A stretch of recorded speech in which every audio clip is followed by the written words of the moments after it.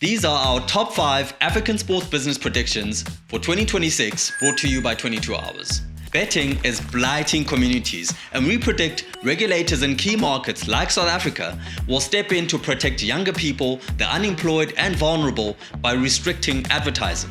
For sports teams, this means the easy money from betting sponsorships will tighten in 2026, so you have to learn how to survive without that money.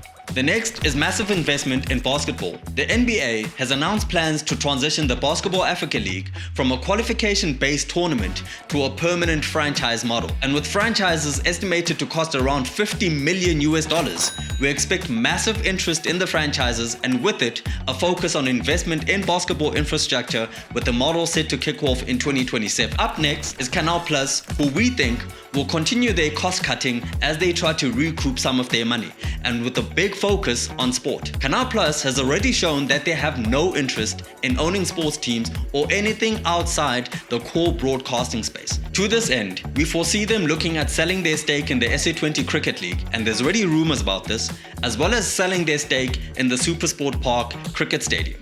We also predict that they'll also simplify their sports right packages by trimming sports rights that don't work and instead consolidating their position around the big sports league that perform well. There's also the growth of fashion in sport. This growth will see major brands and local teams offering broader, trend-focused ranges, capitalizing on football's dominance and the continent's youthful, fashion-conscious demographic. South African football teams have mainly led the charge in this case, but we anticipate that the trend will take hold in other countries and in other sports across the continent in 2026. Lastly, the rise of consumer-based and athlete-driven media. The trend is driven by a consumer demand for hyper-personalization and behind-the-scenes authenticity that traditional linear TV cannot provide. Fans now consume sports as a round-the-clock lifestyle rather than a scheduled event. Audiences want peer perspectives from people that they know on their favorite sport instead of the scripted broadcast angle.